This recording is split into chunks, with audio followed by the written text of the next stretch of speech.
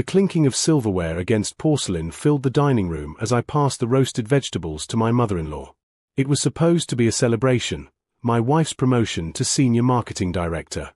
Her parents had driven 3 hours to join us, and I'd spent the afternoon preparing her favorite meal, herb-crusted salmon with garlic mashed potatoes. "So, darling," my father-in-law raised his wine glass, "tell us how it feels to finally break through that glass ceiling." My wife beamed, her eyes sparkling in the candlelight. "It's surreal, honestly. After all these years of fighting for recognition, someone finally saw my potential." She paused, taking a sip of wine. "I just wish I'd made different choices earlier in life. Better choices." "What do you mean?" her mother asked, leaning forward with interest. My wife's expression shifted, becoming contemplative yet somehow dismissive. "Well, you know. If I'd focused more on my career from the start instead of—" She gestured vaguely in my direction, settling. "I could have been a VP by now." The room grew quiet. I felt my mother-in-law's sympathetic glance, but I kept my eyes on my plate, methodically cutting my salmon into smaller pieces. "Sweetheart, that's a bit harsh," her father interjected carefully. "No, Dad, I'm just being honest." My wife refilled her glass, the wine sloshing slightly. "We all make mistakes when we're young. We think love is enough. We think companionship matters more than ambition." She laughed, but there was no warmth in it. "I married someone comfortable, someone safe. And look where it got me, 10 years behind where I should be." My fork paused halfway to my mouth. 10 years of marriage, reduced to a miscalculation. A strategic error in her life's business plan. "I mean, look at David from my office," she continued, oblivious to, or perhaps energized by, the tension she'd created. "He's married to another executive. They push each other, challenge each other. They're building an empire together. And me. I come home to." She waved her hand dismissively. This. Our home. Our life. Me." My mother-in-law cleared her throat. "Perhaps we should talk about something else." "Mom, it's fine. He knows what I mean. Don't you, honey?" My wife looked at me directly for the first time since her monologue began. "You know you're my biggest regret. We've talked about this." Had we? I searched my memory for any conversation where she'd been this brutally explicit. Yes, there had been arguments about my salary, frustrations about my lack of ambition, pointed comments about friends' husbands who drove better cars or took more exotic vacations. But biggest regret? That was new. "I think what your daughter is trying to say," my father-in-law attempted to intercede. "I know exactly what she's saying," I said quietly, setting down my fork. All eyes turned to me. I smiled, not the wounded smile of someone absorbing a blow, but something else entirely. Something that surprised even me. "And she's absolutely right." My wife blinked, caught off guard by my agreement. "I am comfortable. I am safe. I've been coasting." I folded my napkin and placed it beside my plate with deliberate care. "But you know what? That changes now." "What do you mean?" my wife asked, her triumph flickering to uncertainty. I stood, beginning to clear the plates. "I mean you've given me a gift tonight. Clarity. You've shown me exactly where I stand." I collected her plate, still half full. "Excuse me while I handle the dishes. Please, continue celebrating." As I walked to the kitchen, I heard her mother whisper urgently, "That was cruel, even for you." I ran the water hot, watching steam rise from the sink. My reflection in the window above showed a man I barely recognized. Someone who'd been slowly disappearing, accommodating, shrinking to fit someone else's narrative of mediocrity. My hands, submerged in soapy water, trembled slightly. Not with hurt, though that was there too. With something sharper. Determination. Behind me, the conversation resumed in hushed, awkward tones. But I wasn't listening anymore. I was calculating. Planning. Promising myself that she was right about one thing. I would be her biggest regret. Just not in the way she imagined. 3 days after the dinner, I sat in my car outside our house at 5:47 a.m., engine running, watching the bedroom lights still dark. My wife wouldn't wake for another hour. This head start was mine. The gym parking lot was nearly empty when I arrived. I'd chosen this place deliberately, not the trendy boutique fitness center where my wife sometimes attended yoga, but a serious lifter's gym across town. The kind of place with more iron than mirrors, where people came to work, not to be seen. First time. The owner, a former competitive powerlifter named Rita, looked me over with a professional's eye. You want to build muscle or just get healthy? I want to build everything, I said. And I need a trainer who won't go easy on me. She smiled. I know just the person. By 7:15, I was back home, showered, and preparing breakfast when my wife emerged, scrolling through her phone. She barely glanced up as I set a smoothie in front of her, hers, made to her exact specifications. Mine sat beside me, a different color, packed with protein powder and ingredients I'd researched the night before. You're up early, she remarked without interest. Couldn't sleep, I lied. Big day ahead. She hummed non-committally and continued scrolling. At work, I requested a meeting with my supervisor, Daniel. We'd always had a cordial relationship, but I'd never pushed for advancement, content with my steady, if unspectacular, position as a senior analyst. I want to talk about the data science certification program, I said, closing his office door, and the machine learning project that's been stalled in development. Daniel leaned back, surprised. That project needs someone who can dedicate serious overtime. It's high risk, high visibility. If it fails, then I'll fail visibly, I interrupted. I'm ready for that risk. He studied me for a long moment. What changed? I did, I said simply. When can I start? The weeks blurred together in a haze of calculated effort. I woke at 5 a.m. for training sessions that left my muscles screaming. I worked my regular 9 to 5, then stayed late 3 nights a week for the certification courses. The other 2 nights, I attended networking events in the tech industry, forcing myself to make connections, to be seen, to become someone people remembered. At home, I was a ghost. Pleasant, functional, but absent in all the ways that mattered. When my wife talked about her day, I listened with polite interest but shared nothing of my own transformation. When she complained about her colleagues, I nodded sympathetically. When she mentioned weekend plans with her friends, I encouraged her to go, claiming I had work to catch up on. You're being weird, she said one evening, 6 weeks after the dinner. I looked up from my laptop, where I'd been studying database architecture. Weird how? I don't know. Quiet. Distant. She frowned. Are you upset about what I said at dinner? Because I was just being honest. You're not actually sulking, are you? Not at all, I said, offering that same calm smile. You were right. I needed to hear it. She relaxed, satisfied. Good. I mean, I didn't want to hurt your feelings, but someone had to say it. I returned to my screen, and she returned to her phone. The conversation died like so many others, not with conflict, but with apathy. By month 3, the physical changes were becoming noticeable. My clothes fit differently. My face looked sharper, more defined. The trainer Rita had assigned me, a former Marine named Jules, had worked me mercilessly, and my body was responding. You've lost 22 pounds, Jules noted, checking her tablet. But you've gained muscle, so you've really lost about 35 pounds of fat. How are you feeling? Stronger, I said. But I'm not done. Good. Because neither am I. The machine learning project was consuming my evenings at work, but it was also showcasing skills I'd let atrophy. My supervisor began including me in higher-level meetings. The VP of technology stopped by my desk to discuss my progress. My name was circulating in emails I wasn't even copied on. At home, my wife noticed none of it.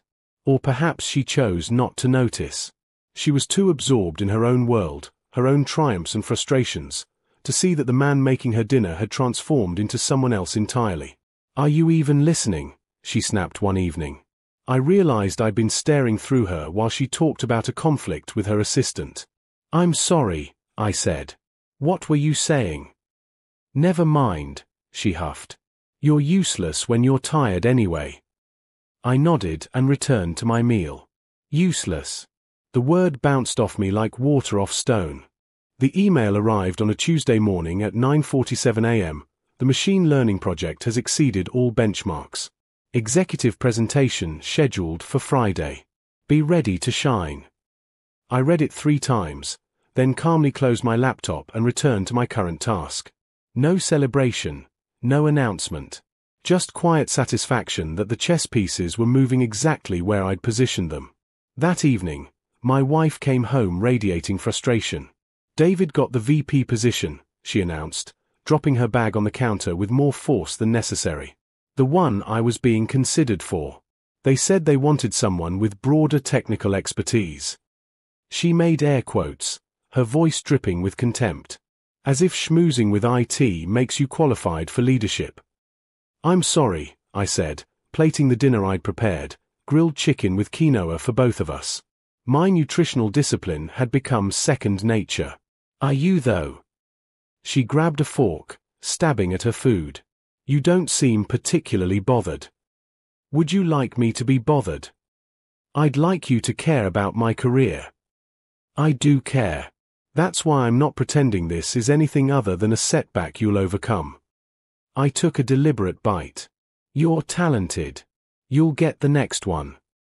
She stared at me, seemingly unsure whether to be comforted or insulted by my rational response. Finally, she ate in silence. Friday's presentation went flawlessly. The executive team asked pointed questions. I had researched answers. They challenged my projections. I had conservative backup plans and aggressive growth scenarios. When the CTO asked why I hadn't pursued this level of involvement before, I simply said, I wasn't ready before. I am now. Afterward, Daniel pulled me aside. That was impressive. The kind of impressive that opens doors. What kind of doors? The kind that come with significant raises and leadership opportunities. He paused. Also, the kind that makes you visible to recruiters. If you're interested. I was very interested. That weekend, I received 3 LinkedIn messages from recruiters at major tech companies. I responded to all of them. 2 weeks later, I had first-round interviews scheduled with 2 of them, and a third requested my resume for a position that hadn't been posted yet. The physical transformation had reached a point where strangers treated me differently. The barista at my new coffee shop, not the one my wife and I had frequented, but one near the gym, smiled more warmly. The woman at the dry cleaners complimented my appearance.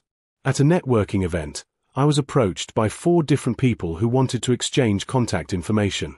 You've really changed, said Jeremy, a former colleague I'd run into at a tech mixer. I almost didn't recognize you. New job? Not yet, I said. But soon. Well, you look good, man. Like, really good. Whatever you're doing, keep doing it. My wife noticed too, but not in the way I expected. Did you buy new clothes? She asked one morning, eyeing me as I adjusted my tie. A few pieces. My old ones didn't fit anymore.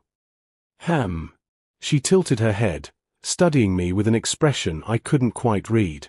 You look different. Is that bad? I don't know yet, she said, then left for work without elaborating. The job offers started arriving in month 5.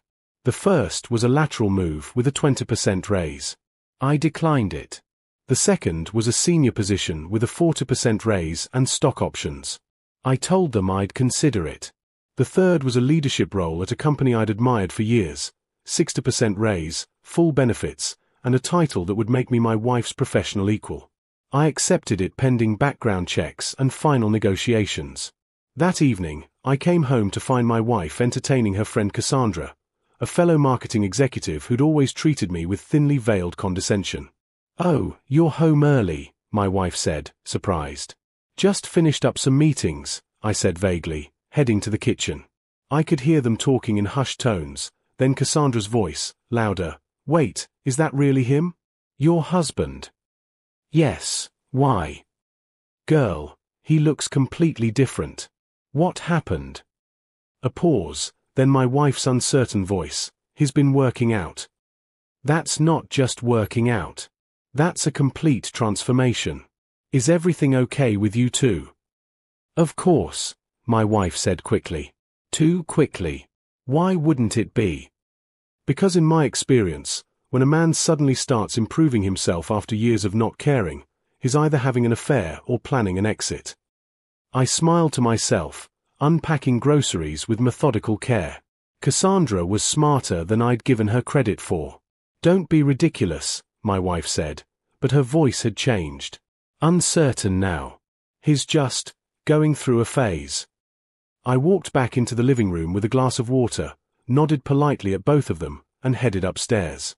Behind me, the conversation continued in whispers I couldn't quite hear but didn't need to. The seed of doubt had been planted. By someone else, no less. The shift happened gradually, then all at once. I started noticing my wife watching me, not with her usual distracted glance, but with focused attention that bordered on surveillance. She began asking questions about my day in greater detail, pressing for specifics I'd previously shared freely but now offered sparingly. Where were you until 7? She asked one Wednesday evening. Work event. Networking mixer for the tech division. You hate those things. I used to, I corrected, hanging my coat. Now I see their value. She followed me to the kitchen, arms crossed. Who was there? Colleagues. Department heads. Some people from other companies. I pulled out ingredients for dinner, a habit I'd maintained despite everything. Why? Just curious. But her tone said otherwise. The background check for my new position cleared on a Thursday. The offer letter arrived the following Monday. Official, detailed, transformative. I printed it, signed it, and scheduled my start date for 6 weeks out. Then I filed it carefully in a folder at the bottom of my desk drawer at home, beneath old tax returns and forgotten warranties. That evening, my wife's colleague Michael stopped by unannounced. I'd met him twice before at company functions, a jovial, backslapping type who'd always made a show of excluding me from conversations. Wow, man, you look great, he said, shaking my hand with genuine surprise. Lisa told me you'd been hitting the gym, but this is impressive. My wife's expression tightened. I didn't realize you two kept in touch. We don't, I said easily. This is only the 3rd time we've met. Well, 3rd time's the charm. Hey, we're planning a group outing to that new Brazilian steakhouse downtown. You should both come. Unless. He glanced at my wife with poorly concealed mischief. You think he'd be out of place with our crowd? We'll check our schedules, my wife said stiffly, ushering him toward the door. After he left, she turned on me. What did you say to him? Just now. Hello and goodbye. No, before. At the company events. What did you talk about? Nothing memorable, I said truthfully. Why? Because he's never been friendly to you before, and now suddenly he's inviting you to things and complimenting you and, she stopped, frustration flashing across her face. Something's changed. Yes, I agreed. I have. She didn't like that answer. Over the next 2 weeks, her behavior escalated. She began coming home earlier, watching what I cooked, commenting on my clothes, asking about my phone calls. When I went to the gym, she wanted to know which one. When I stayed late at work, she wanted proof. Are you seeing someone? She finally asked one Saturday morning. I was at the kitchen table with my laptop, reviewing materials for a lecture series I'd been invited to give at a local university, another opportunity that had materialized from my expanded network. What? You heard me. Are you having an affair? I closed the laptop, giving her my full attention. No. Then what's going on? You're different. You look different, you act different, you're always busy with something. I'm becoming the person you said I wasn't, I interrupted calmly. Ambitious. Driven. Someone who doesn't just coast. That's not, I didn't mean, she faltered, searching for solid ground. I was just frustrated that night. I didn't mean you should completely change who you are. Didn't you, though? I stood, refilling my coffee. You said I was your biggest regret. That you'd married someone comfortable and safe when you should have married someone who pushed you, challenged you. Someone building an empire. I turned to face her. So that's what I'm doing. Building. Building what? An empire, I said simply. Just not with you. The words hung between us like smoke. Her face went through several expressions: confusion, disbelief, anger, and finally something I'd never seen before: fear. What does that mean? It means I heard you. At that dinner, and in 100 small moments before and after. You don't want a partner. You want either a subordinate or an equal competitor. I can't be the first anymore, and I have no interest in the second. So what? You're just going to leave? I'm going to become someone who could leave, I said. There's a difference. She laughed, but it sounded forced. That's ridiculous. You can't just. We're married. We have a life together. Do we? I gestured around the kitchen. When's the last time we had a real conversation? When's the last time you asked about my day and actually listened to the answer? When's the last time we were partners instead of you being the star and me being the stagehand? She opened her mouth, closed it, opened it again. No answer came. I'm not angry, I continued, my voice steady. But I'm not staying in a marriage where I'm someone's biggest regret. You wanted me to change. I have. The question now is whether you're comfortable with what I'm becoming. Which is what, exactly? Someone with options, I said. I left her standing in the kitchen and went upstairs. Through the floor, I could hear her pacing, her phone ringing as she called someone, probably Cassandra. The panicked murmur of her voice carried up the stairs, but I didn't try to make out the words. I had calls of my own to make. The realtor I'd been consulting with had sent over listings for studio apartments. Small, modern, perfect for a fresh start. My lawyer had drafted separation documents, waiting in a folder marked when ready. I wasn't ready yet. But soon. The dinner invitation came 3 weeks later. My wife suggested it during one of our increasingly careful conversations, interactions that felt like negotiations between diplomats from hostile nations. Let's go out, she said. That new French place downtown. Just us. I recognized the restaurant name: exclusive, expensive, romantic. The kind of place she'd always wanted to go but complained I could never afford. All right, I agreed. She blinked, surprised by my easy acceptance. Friday. Friday works. The intervening days were strange. She was trying, I could see that. She asked about my work with genuine interest, though I kept my answers surface level. She commented positively on my appearance. She suggested we watch a movie together, something we hadn't done in months.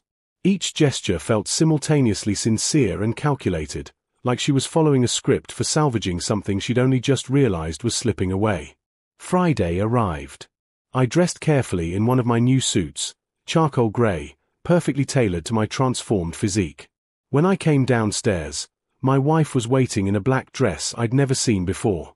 You look beautiful, I said, and meant it. So do you, she replied, then caught herself. I mean, handsome. You look handsome.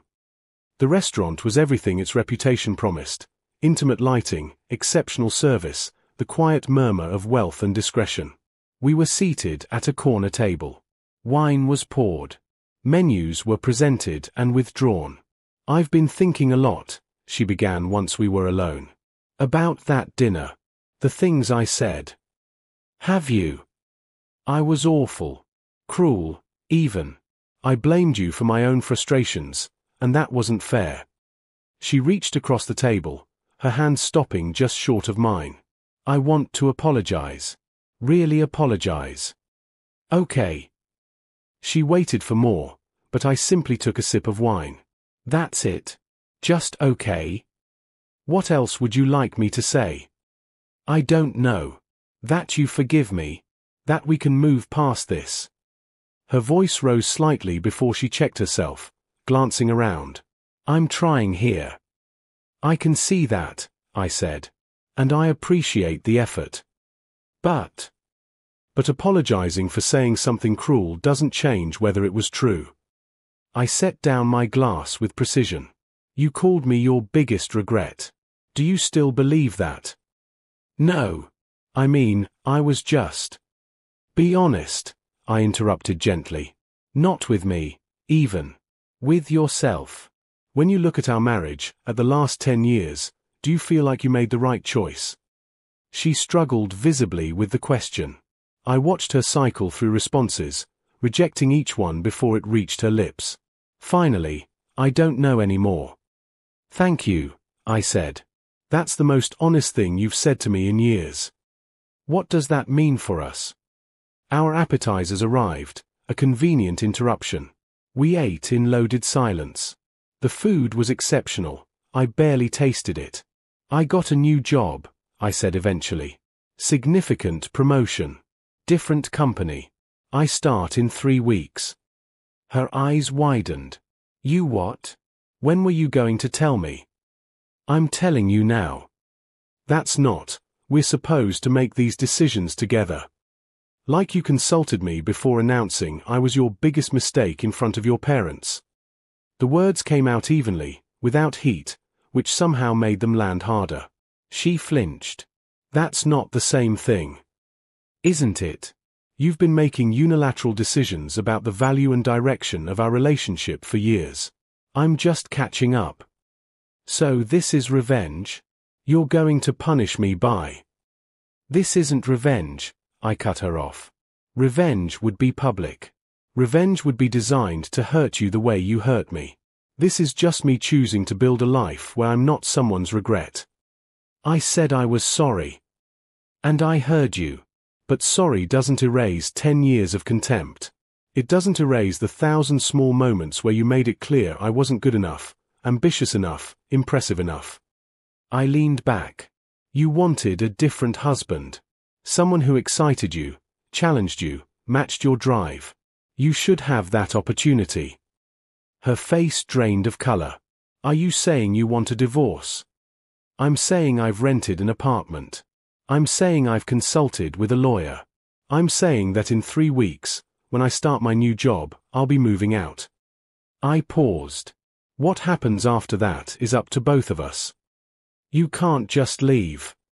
Why not? You already did. You've been gone for years, emotionally, mentally. You live in a future where I don't exist or a past where you chose differently. I'm just making the physical reality match the emotional one. Tears formed in her eyes. Real ones, I thought, not strategic ones. I don't want you to go. You wanted me to change. Not like this. How then? You wanted me ambitious, but not threatening. Improved, but still grateful. Successful enough to not embarrass you, but not so successful that I don't need you. I shook my head. That's not a partner. That's a pet. That's not fair. Neither was that dinner. Neither were the years of comments about my salary, my career, my lack of drive. Neither was being called your biggest regret. My voice remained calm, surgical. But fair doesn't matter anymore. What matters is I finally understand what you've known all along. We want different things from life, and we've become different people trying to accommodate each other's disappointment. She was crying openly now, drawing glances from other diners. I signaled for the check. Please, she said. Give me a chance to fix this. Let me show you I can be different.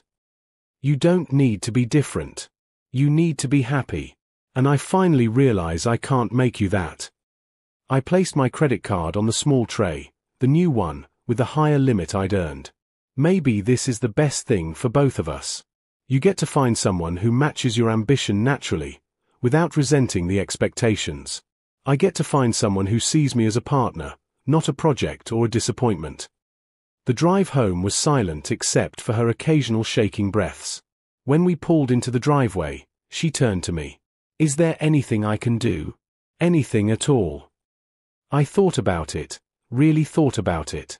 Could she undo years of dismissal? Could I forget being called a mistake? Could we rebuild from this foundation of mutual disappointment? I don't think so, I said finally. But I don't hate you. I want you to know that. You gave me a gift that night, even if you didn't mean to. You showed me I'd been sleepwalking through my own life. Everything I've become these past months, I have you to thank for that wake-up call. That's not the gift I wanted to give you. No, I agreed. But it's the one I needed. 3 weeks later, I moved into my apartment, a clean, modern space with floor-to-ceiling windows overlooking the city. The movers finished at 3 p.m. My wife hadn't come to say goodbye. I understood why. That evening, I stood at those windows with a glass of bourbon, my first drink since beginning this transformation, and looked at my reflection in the glass. The man looking back was someone I recognized but hadn't met before, confident, self-sufficient, at peace. My phone buzzed. A text from my wife, "I hope you find what you're looking for." I typed back, "I already have. I hope you do too." She never responded, and that was all right. Some endings don't need final words. They need space and silence and the chance for both people to become whoever they're meant to be without the weight of someone else's regret. I had been her biggest mistake. Now I was my own greatest success. And that made all the difference.